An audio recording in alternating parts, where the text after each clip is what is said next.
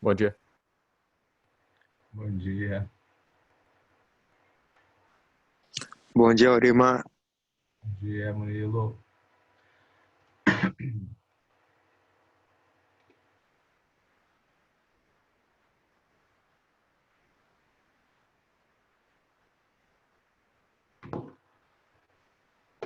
Vamos lá, pessoal. Enquanto o pessoal vai entrando aí, coloca o nome de vocês lá na chamada. Presente, né? Prometo não perturbar muito a cabeça de vocês, porque eu sei que vocês estavam apresentando trabalho. Todo mundo apresentou hoje? Ou está dividida essas apresentações? Todo mundo apresentou hoje. Beleza.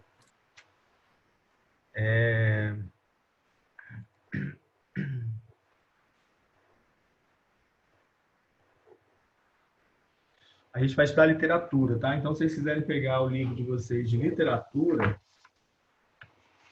capítulo 8, página 2, literatura, livro 3. É tanta matéria dentro de língua portuguesa que a gente começou a estudar isso lá atrás e a gente está voltando a falar disso hoje. Isso aqui, que está na tela de vocês, é o que a gente viu na aula passada, tá? Só como ficou muito distante, eu vou só falar para vocês o que a gente já viu.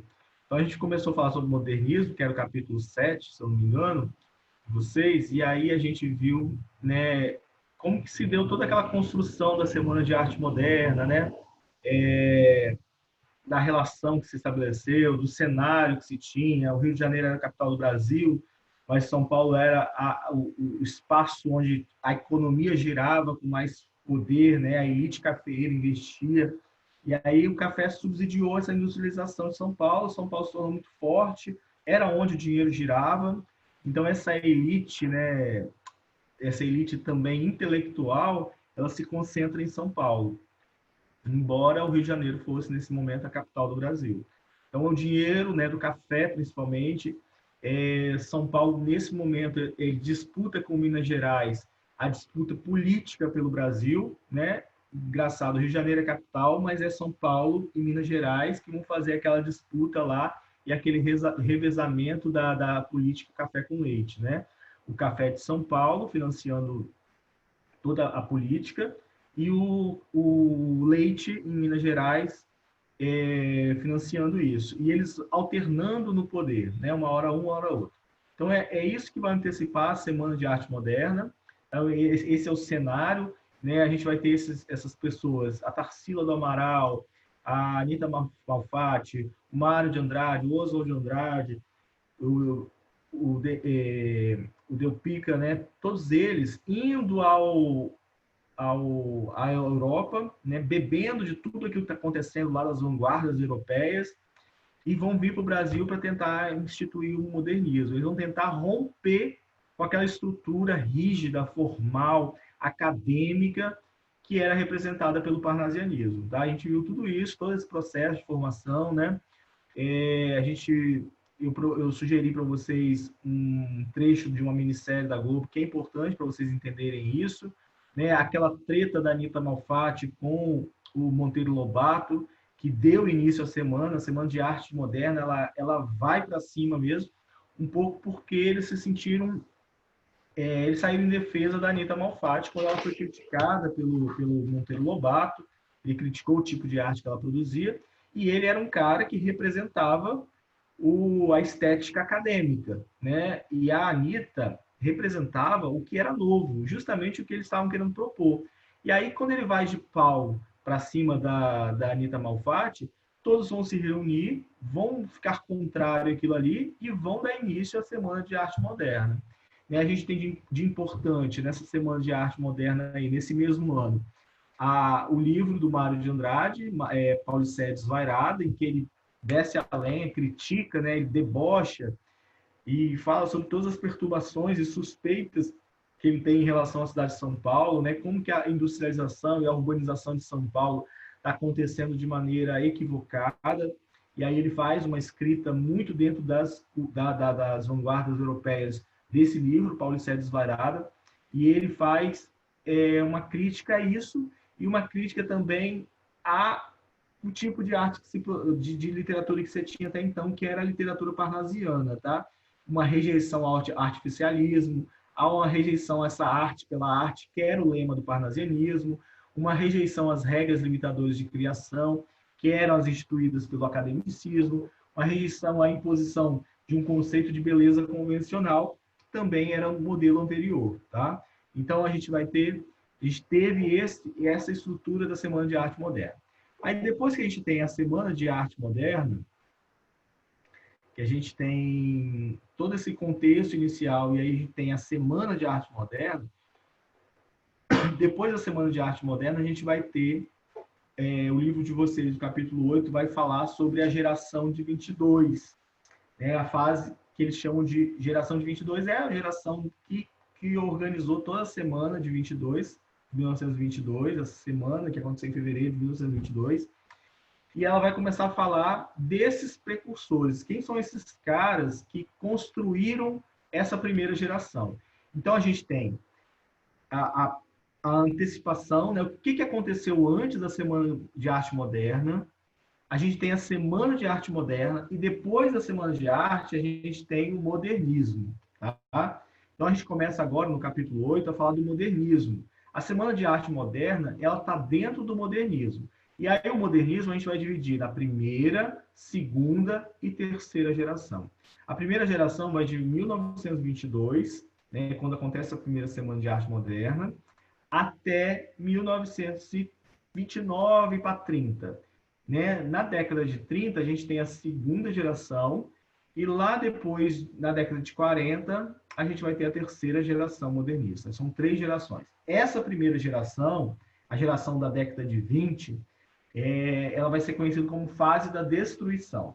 O Oswald de Andrade falava o seguinte, ele dizia que não era possível construir um edifício moderno sobre um castelo moçacado. O castelo moçacado é aqueles castelos medievais, né, que tinham aquelas torres. Ele dizia que aquilo não era permitido. E ele falou desse castelo justamente porque era uma construção medieval, é uma construção baseada na construção greco-romana. Né? Então, esse castelo também representava essa cultura acadêmica greco-romana que era combatida por eles a partir de então. Então, ele falava assim, não dá para construir um edifício moderno sobre um castelo medieval. É preciso primeiro destruir o castelo, destrói, tira tudo e constrói o edifício moderno. Então, para ele, o modernismo iria surgir desse conceito. Primeiro eu vou destruir todo o que tinha ali de arte acadêmica, né, dessa arte formal, de todos aqueles conceitos que ficaram para trás, para depois eu começar a construir. Então, essa geração de 22, ela tem a tarefa de destruir o que tinha sido feito até então, o que era modelo até então, para se construir algo novo. Então, nesse capítulo 2, a gente tem como expectativa de aprendizagem ler e interpretar a obra literária de Mário de Andrade e Oswald de Andrade, reconhecer as características literárias desses 2 escritores modernistas, que são 2 escritores que comandaram, sabe, que deram caminho para essa fase de destruição, tá? Depois dessa fase inicial da destruição, que acontece ali logo no início da década de 20, a gente vai começar a surgir depois outros autores que serão responsáveis pela construção do modernismo. Tá? Nesse momento, a gente está falando ainda de uma fase de destruição. Então, lá na página 3, né, na teoria do texto embaixo, tem algumas coisas que se vocês quiserem ir marcando. Ó, a Semana de Arte Moderna serviu como ponto de irradiação de concepções estéticas, políticas e culturais do modernismo brasileiro ao longo das décadas seguintes. Né? Então, toda essa irradiação, toda essa construção inicial, né, de concepções estéticas, políticas e culturais, né, que eram a base do modernismo, elas foram construídas depois ao longo das décadas seguintes, né? Elas foram pensadas nesse momento e elas vão construir aí 3 décadas, 3 gerações diferentes de produção dentro de uma mesma escola que a gente chama de modernismo. Esse evento integrou São Paulo ao circuito das cidades globais do ponto de vista artístico-cultural. Então, quando a gente tem, né, nas últimas linhas aí da página 3, está falando justamente disso, né? Essa repercussão da Semana de Arte Moderna no Brasil, ela colocou São Paulo entre os grandes centros de arte pelo mundo, tá? Mundo afora.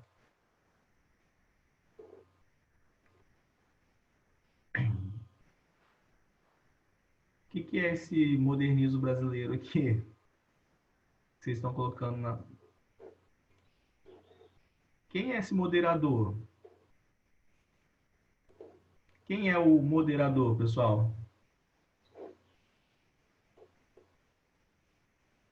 Não sei.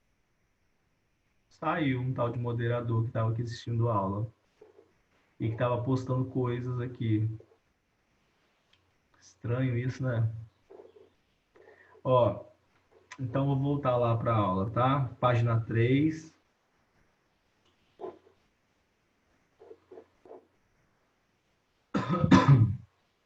Página 3 do livro de vocês. Então, falando que São Paulo entrou aí no circuito das grandes cidades, das grandes potências artísticas, culturais.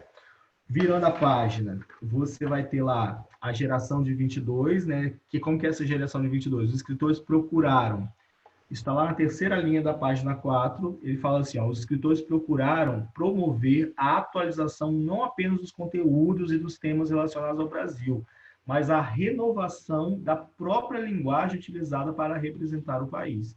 Então, eles não aceitavam que... Eu não sei se vocês lembram ainda do parnasianismo, que vocês estudaram ano passado, eu acredito, né? Mas era uma estrutura de escrita formal, rígida, sabe? Com aquela estrutura de soneto, 2 quartetos, 2 tercetos. A palavra era muito pensada, eles usavam muito rimas ricas e raras, né? Você rimar, você encontrar uma sonoridade dentro de uma rima chamada de preciosa, né? A rica já é difícil de fazer. As rimas preciosas colocavam o parnasianismo dentro de uma estrutura muito difícil, muito complexa, né? E uma linguagem muito distante do leitor. E aí a tarefa, inclusive, do modernismo era justamente trazer essa linguagem, ó, a renovação da própria linguagem utilizada para representar o país.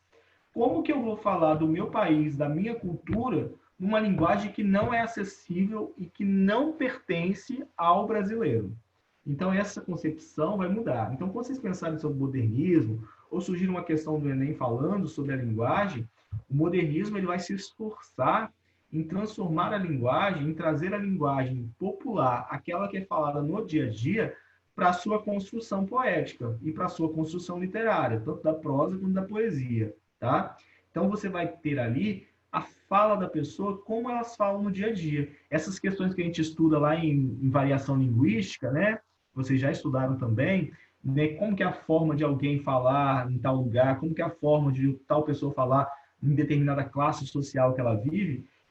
Eu não vou mais escrever do meu modo a forma dessas pessoas falarem. Eu vou falar como elas falam, tá? E é isso que a gente vai ter no modernismo, tá? Essa característica principal ligada à linguagem. E aí é o Mário e o Oswald de Andrade que vão trabalhar muito isso nessa construção.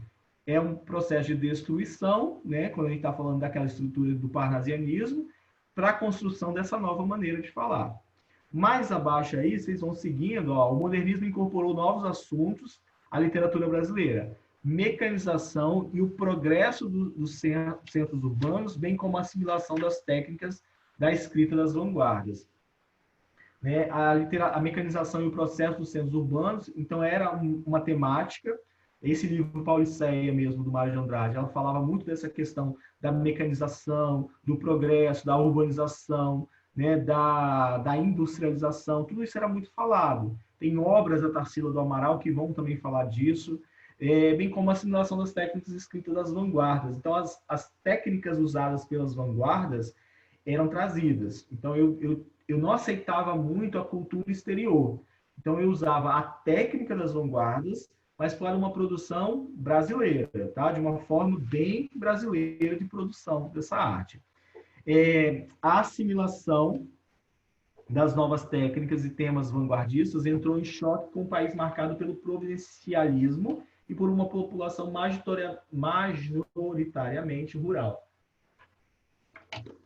Você imagina propor algo novo, né? Propor algo inovador para uma sociedade que ainda está agarrada ainda ao mundo rural, às questões patriarcais, ao conservadorismo. Vou parar aqui um minutinho só para falar uma coisa para vocês, pessoal. Quando a gente estiver falando lá do realismo que vocês estudaram até esse momento aí do modernismo, a gente está falando de uma sociedade, tá? de um contexto social e humano, né? de valores sociais e humanos que se construiu nessa época, que é justamente o que a gente fala hoje em desconstruir. Quando você ouve aí na televisão, né, a Djamila, o Silvio falando de desconstruir uma linguagem racista que foi construída na sociedade, né, por meio de uma construção patriarcal e tal, eles estão falando daquilo que foi construído nessa época aí, tá? Então, é de um período pós-escravidão, né, de um período preconceituoso, de uma disputa e diferenciação de classes muito fortes. Então, quando alguém vai para a televisão e fala assim, né, que eu não posso falar que preta bonita, ou eu não posso mais usar, como o Luciano Huck fez, por exemplo, num programa dele há 2 semanas, em que uma mulher negra falou que tinha 3 filhos, ele perguntou se os 3 filhos eram da mesma mulher.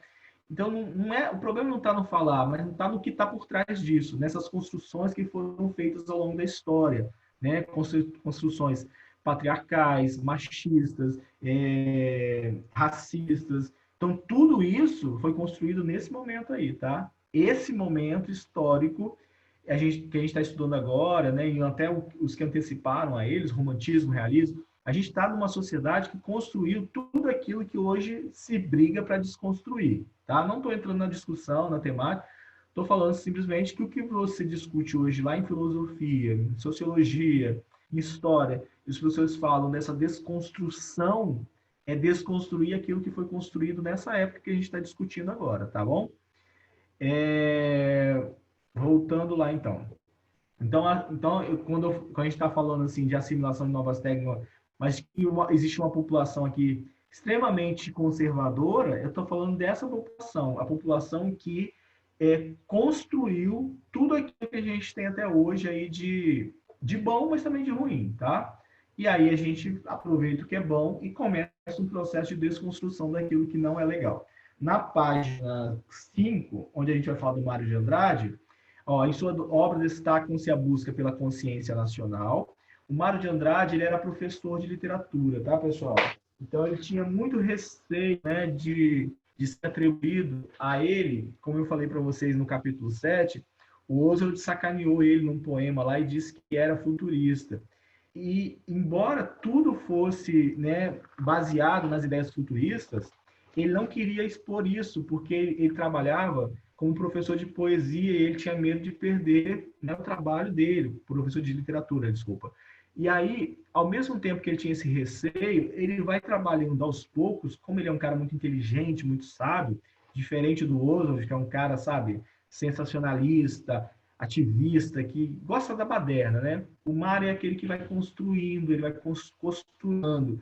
E ele foi construindo na obra dele, na filosofia dele, porque todo o pensamento da Semana de Arte Moderna e do modernismo surge mais ou menos da cabeça do Mário, tá? O Oswald é aquele que vai colocar isso em prática, ele vai agitar esse negócio todo, mas é o Mário de Andrade que vai pensar nisso tudo, tá? Então ele vai pensando nessa busca pela consciência nacional e o equilíbrio criterioso entre tradição e inovação.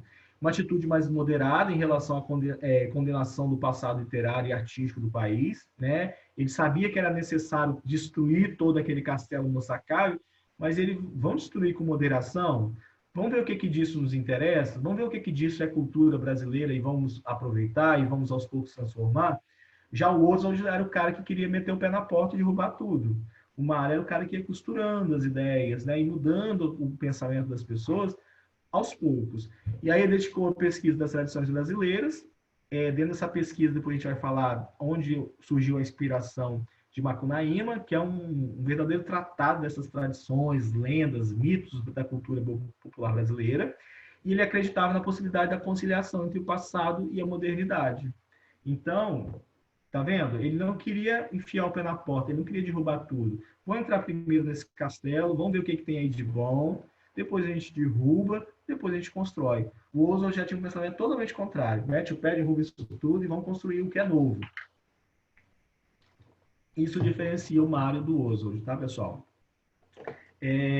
Seguindo aí na mesma página, ó. Voltando aqui. Em 1917, ele escreveu o poema Uma Gota de Sangue em Cada Poema, né? Foi a primeira produção literária dele. Em 1922, ele escreveu Paulicéia Desvairada, que é um dos marcos do modernismo, provocou rejeição por parte dos críticos apegados ao conservadorismo estético, tá? Então, Paulicéia mexeu muito com isso. Ele classificou o Paulicéia como desvairismo. Está aí na página 5 de vocês, está até em negrito, se vocês quiserem marcar no livro de vocês, ó. O desvairismo é a designação que o Mário atribuiu à teoria legitimadora dos poemas de Paulicéia. Poesia nascida do inconsciente, com imagens ousadas e exagerados coloridos. Presença da escrita automática do surrealismo, método de criação literária, fluxo alucinado e desregrado de palavras. Ou seja, depois que a gente for estudar surrealismo, a gente já falou sobre surrealismo, né? Que é aquele fluxo de ideias, como se eu tivesse, o meu inconsciente tivesse sido liberado para trazer para o meu consciente uma série de ideias. Ele atribui a essa concepção de escrita, que é a que ele usou em Paulicéia, como desvairismo. Tá? Ele chama essa ideia, né? Ele designa essa teoria como desvairismo da produção dele. O Mário de Andrade, então, ele é um escritor que ficou muito famoso, principalmente por duas obras, né? Macunaíma, muito famosa. Paulicéia Desvairada, ela é importante por causa desse conceito, né, das vanguardas que ele traz, uma escrita diferente, e o Macunaíma por ser um tratado, né, como ele mesmo chama lá no livro, é o herói sem nenhum caráter, e ele fala da cultura brasileira. Um outro livro também dele importante, já escrito bem mais lá na frente, é o Amar, Verbo Intransitivo. Tá? São dois livros importantes. Em Macunaíma estão presentes todo o nacionalismo e a forte ligação com o folclore brasileiro. Então, ó, forte ligação com o folclore brasileiro vai buscar essas raízes, esses mitos, essas lendas todas do folclore brasileiro. Mas tem também ali o nacionalismo. Depois a gente vai ver melhor como que é pensado esse nacionalismo pelo Mário e pelo Oswald de Andrade. Tá? Na obra realiza-se uma colagem de anedotas, são piadas, né, de lendas brasileiras, em que a cultura do norte e do sul convive e interligam-se. Em Amar, Verbo Intransitivo, ocorre a denúncia da hipocrisia da elite brasileira.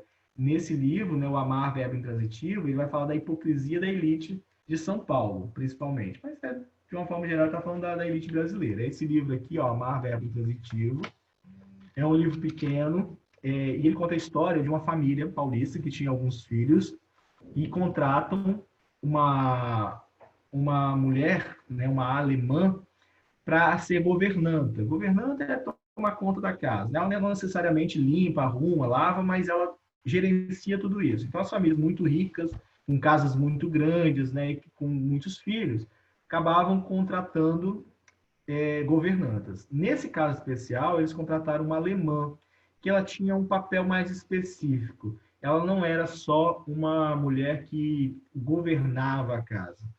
Ela era uma mulher que tinha um outro trabalho. Ela tinha um trabalho de iniciar sexualmente o filho mais velho da família, né? Então, ela estava ali, ela tomava conta da casa, organizava tudo, ela educava ele, ela ensinava ele música, ensinava ele outras línguas, né? Mas, à medida que ele foi se tornando um adolescente, né, e ele entrou na fase da puberdade, ela entrou com um segundo trabalho dela, que era iniciar ele sexualmente. Tendo feito isso, termina o acordo de trabalho dela, ela pega as coisas dela, vai embora, e aí o menino fica doido babando por ela, mas ela vai embora, a família põe ela para ir embora, ele simula um flagrante ali, né, dela com ele na cama, dizem que aquilo é um absurdo, mas é tudo combinado, porque o grande medo deles é que ele não fosse iniciado por alguém dentro da própria casa e acabasse sendo iniciado em algum prostíbulo, numa vida de prostituição, que era o grande horror da sociedade. Ou seja, todo mundo sabia da putaria toda, todo mundo sabia de tudo que acontecia na sociedade, mas o filho não poderia ser iniciado lá. Então é por isso que a gente diz que esse livro fala da hipocrisia da família, né? A família, o pai, a mãe, todo mundo envolvido nessa trama com a governanta alemã para iniciar sexualmente o filho. Você vê, né? Simplesmente para que ele não seja iniciado sexualmente na rua, numa prostituição e que, sei lá, se envolva com pessoas que não eram consideradas decentes, como se essa família fosse decente de alguma forma, né? Então, a gente tem esse livro. Então, Macunaíma e Pauliceia Varada, eles são mais conceituais, eles estão mais ligados à ideia e ao conceito do modernismo e ajudam a gente a entender isso. Mas o Amar, o Intransitivo, é um livro que vai trazer um pouco mais da cidade mesmo, do comportamento da cidade. Então, escrito entre 1923 e 1924, mas publicado somente em 1927, Amar, verbo intransitivo, é ironicamente designado na capa do livro como idílio, né? Ele traz um subtítulo embaixo do livro, do nome do livro, Amar, verbo intransitivo. Primeiro que amar não é um verbo intransitivo, é um verbo que pede complemento, né? Só que aqui o autor está falando de um outro amar, né? O amor do menino que era intransitivo, não tinha complemento. Ela foi iniciada, ele se apaixonou por ela e acabou o amor ali, foi dado as costas para ele, não tinha complemento, né, nessa situação. E aí, embaixo do título, ele chama assim de idílio, que é uma forma de escrita, né, de um amor delicado, suave, com áreas de inocência. De inocência ali mesmo só o menino, né? A Pauline já estava muito descolada no assunto. Na página nós vamos pular em algumas páginas, a gente vai lá para a página, isso que eu estava falando com vocês agora, tá na página 8, tá? Isso aqui é da página 8. E a gente vai agora falar sobre Macunaíma. Esse livro é importante para o Enem, tá? O Enem gosta dele. É um livro que eu não posso nem contar a história para vocês. É uma loucura tão grande que não existe uma história. Ele nasce lá mais ou menos na região amazônica, né? Tem uma série de características assim que vão sendo faladas, mas ele vai falando de uma série de coisas da cultura brasileira, da cultura popular brasileira, e aí é meio que como se ele tivesse livre para andar, né, dentro, em cima do mapa, assim, tipo, vou sair da Amazônia e vou para São Paulo. Com 2 passos ele estava dentro de São Paulo. Então era uma coisa meio fantasiosa, tá? Esse livro Macunaíma. Tanto é que o nome é Macunaíma, o herói sem nenhum caráter, e ele vai falar, é escrito em 1928, Macunaíma é a obra mais representativa da ficção de Mário de Andrade e um dos principais romances modernistas. O próprio autor não soube ao certo como classificá-lo quanto ao gênero literário. Não sabia se era um conto, se era uma crônica, se era poesia, se era uma receita de bolo. Ele não sabia qual era o gênero literário, pois, a rigor, o referido livro não se enquadrava em nenhuma das modalidades tradicionais da prosa de ficção. Por isso, o escritor modernista chamou de rapsódia. Tá? O que é uma rapsódia? Modalidade narrativa em que se realiza a narração da epopeia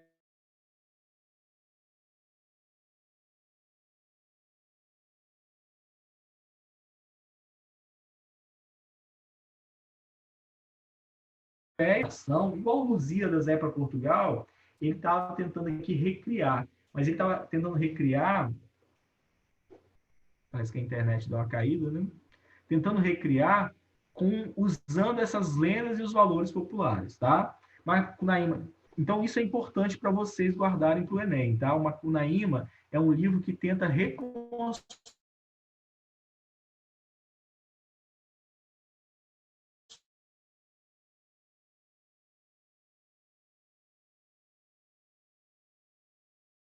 esse contato de Mário com a obra do Von Roraima zum Orinoque, que é do etnógrafo alemão Koch Grünberg, tá? Esse cara, ele veio para o Brasil e ele passou um tempo lá na onde a gente conhece como Roraima hoje, e ele escreveu todas as lendas e tudo que ele conseguiu descobrir ali daquelas populações indígenas, tanto do Brasil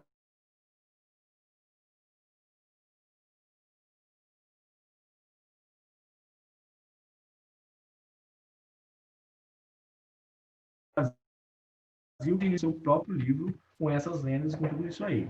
O caráter mítico e fantástico. Quando eu falo de fantástico, pessoal, não sei se vocês já ouviram falar no termo literatura fantástica.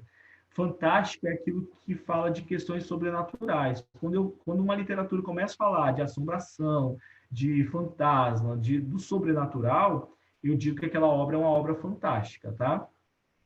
É a Terceira Margem do Rio, do Guimarães Rosa, por exemplo, que é a terceira geração do modernismo, né, é uma obra fantástica, porque ela conta a história ali de uma pessoa que a gente percebe que o sobrenatural não existe, não está ali. Não existe no mundo real, existe no mundo sobrenatural. Então, essas obras a gente chama de fantástico. Então, o Macunaíma é uma mistura do caráter mítico, ou seja, de uma mitologia, de um mito, e da literatura fantástica, da narrativa desenvolvida por ele, acontece pela remissão de elementos mágicos e sobrenaturais, como o gigante Sumé e a Poça da Água, que com propriedades extraordinárias que propiciam uma alusão da formação da miscigenação brasileira. Nesse trecho da história aqui, do gigante Sumé e da Poça da Água, ele vai trazer para o livro a formação do povo brasileiro. Olha só o que ele faz. É uma poça da água em que três pessoas vão mergulhar ali. Então, a primeira pessoa a mergulhar, como a poça ainda está limpinha, né, a água limpinha, tem muita água, essa pessoa vai ficar branca, e ela vai representar o branco vindo da Europa. O negro trazido, escravizado da África, ele vai mergulhar, né, como tem pouca água, ele vai mergulhar, mas as palmas das mãos e dos pés vão ficar brancas só porque tem pouca água, o resto não vai clarear, né? E aí essa representação aí do negro trazido, escravizado da África. E o indígena, nativo do território brasileiro, ele já nasceu aqui. Então essa história da poça aí tem a ver com essas etnias. As três etnias não estão em condição de igualdade, pois uma delas é mais valorizada e vista como superior às demais, que é a branca, tá? Tem esse conceito. Aí a gente já vê também uma crítica dele, uma discussão sobre o preconceito racial. Em relação à avaliação linguística utilizada na obra, verifica-se a verdadeira miscelânea vocabular. Ocorre a interpolação destes termos de origem indígena, então ele traz termos indígenas, africanos, né, e palavras e frases feitas e ditos de cultura popular. Com o resultado, tem-se um texto com aspecto plurilingüe, dinâmico e diversificado. Então, ele já está naquele processo lá que eu falei com vocês, de trazer a forma das pessoas falarem, como elas falam no dia a dia em seus determinados territórios, né? Então, a gente sabe que o amazonense ou a pessoa da região amazônica fala diferente do nordestino, o nordestino fala diferente do sulista, e o sudeste mantém uma miscelânea disso tudo, né? Então, ele traz isso para a literatura dele. Então, Macunaíma é um livro importante porque ele é um livro, né, que traz toda essa construção, e o Macunaíma apresenta muitos contrastes da formação do povo brasileiro, racial e cultural, tá? Então, ele traz todo esse contraste, toda essa briga, essas ideias contrárias que deram origem à formação do povo brasileiro. Na página 13, né, a gente tem o Oswald de Andrade. O Oswald de Andrade, então, a poesia e a prosa de ficção do Oswald de Andrade trouxeram irreverência e renovação na linguagem literária. Então, essa irreverência tem muito a ver com o humor irônico que ele traz para a construção dele, e a renovação da linguagem literária. Sua obra destacou-se pelo humor, né, e pela ironia, bem como pela originalidade com o uso de neologismos e da linguagem coloquial. Então, ele cria novas palavras, que é o neologismo, ele cria palavras, ele inventa palavras, e ele traz essa linguagem do dia a dia. Ele briga muito por reconhecer a linguagem popular, dita pelas pessoas no dia a dia. Sua obra apresenta também as características marcantes da primeira fase do modernismo: nacionalismo, análise crítica da realidade brasileira e da sociedade burguesa e valorização do falar cotidiano. Tá? Então, são características do modernismo que estão presentes na obra do Oswald de Andrade. Tá? Isso aqui é importante para vocês marcarem. Oswald de Andrade é o nome mais irreverente do modernismo brasileiro, tendo inaugurado o poema Piada. Tá? É uma característica, é um tipo de poema, um poema que é feito para as pessoas rirem, né? Por causa da acidez dele, da ironia, da crítica, do humor que ele traz. Seguindo o propósito contestador do modernismo, ele resumiu com humor a crítica às estéticas anteriores, que pregavam um maior rigor formal e uma visão idealizada do Brasil. Então, é aquela história que eu falei, né? Que o Oswald de Andrade ele é um pouco mais crítico, né, e batia mais de frente com essas ideias anteriores. Idealização, rigor formal, essa arte acadêmica era a grande briga dele. Aí tem um poema dele, né, o Gramático. Os negros discutiam que o cavalo se pantou, mas o que mais sabia disse que era se empantarrou. O que mais sabia, né, mas o que mais sabia disse que era se empantarrou. Era uma questão aqui de pronúncia, né? Então, uma pessoa que era mais estudada, que dominava mais a gramática, estava corrigindo uma pessoa no seu jeito costumeiro de falar, que é aquilo que a gente aprende a respeitar dentro de preconceito linguístico quando a gente estuda a variação linguística. E aí ele fala muito disso. Então, nos chamados poemas piadas, destaca-se a brevidade. São poemas curtos, pequenos, né? Em consequência disso, as ideias principais do texto poético são apresentadas de modo sintético e direto. O propósito do poema é provocar o riso. Nem sempre uma gargalhada, o riso não, tá? Mas daquilo que te causa um certo cócega de humor, né?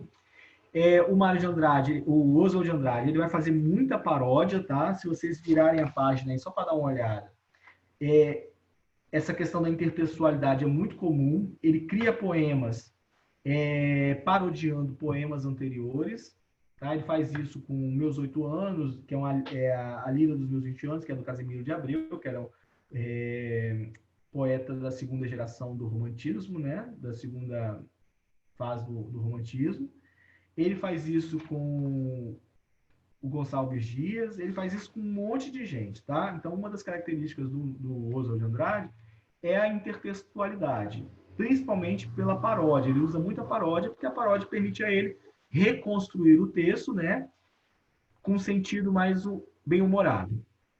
Todavia, por trás da mensagem de caráter anedótico, ou seja, de um caráter com piada, né, e bem-humorado, escondia-se, via de regra, um conteúdo reflexivo. É igual isso aqui.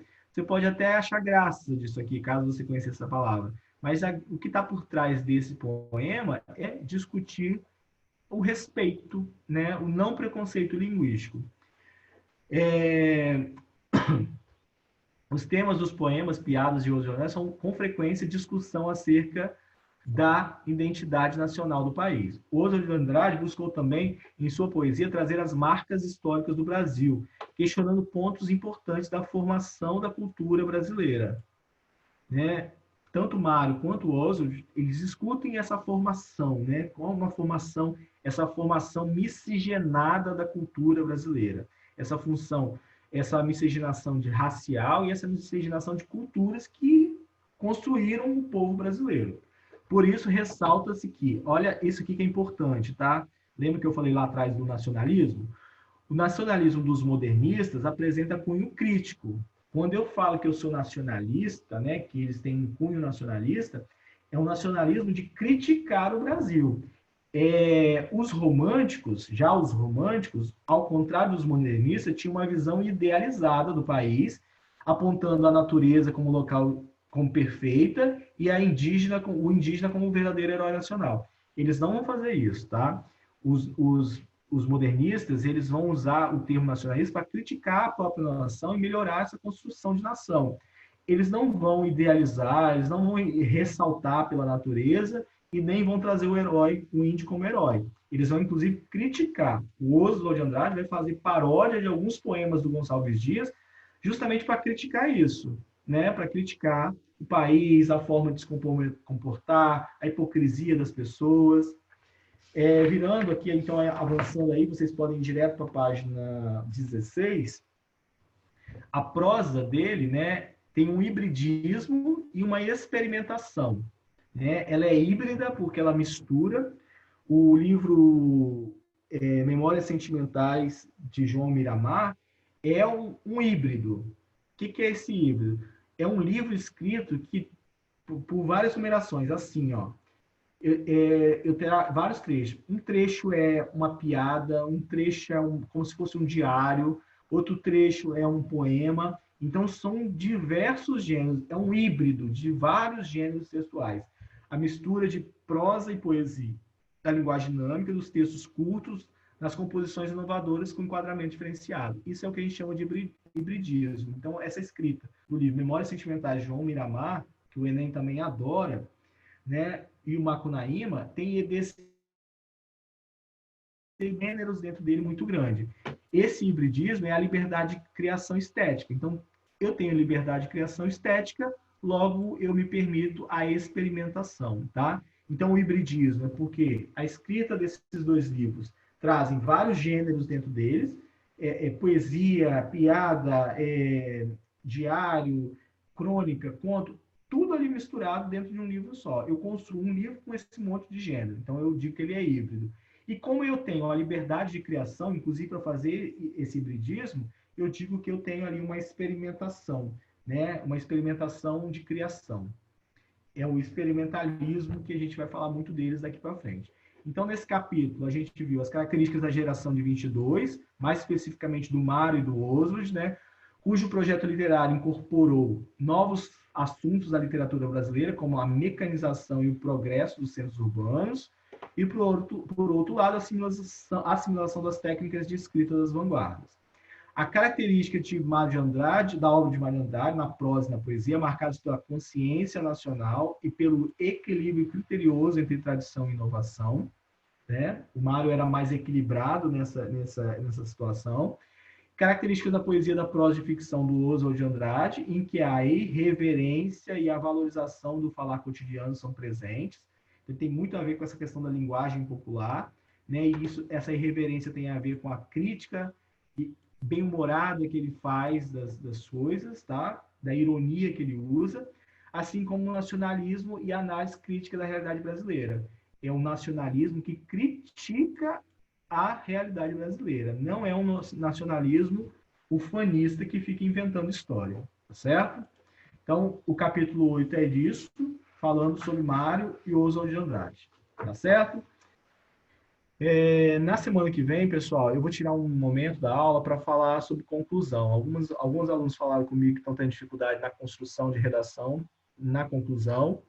Então, eu vou falar sobre conclusão na próxima aula, tá bom? Vou dar algumas dicas e mostrar como que faz a construção. Beleza? Se não tiverem nenhuma dúvida, bom almoço e boa semana para vocês. Falou.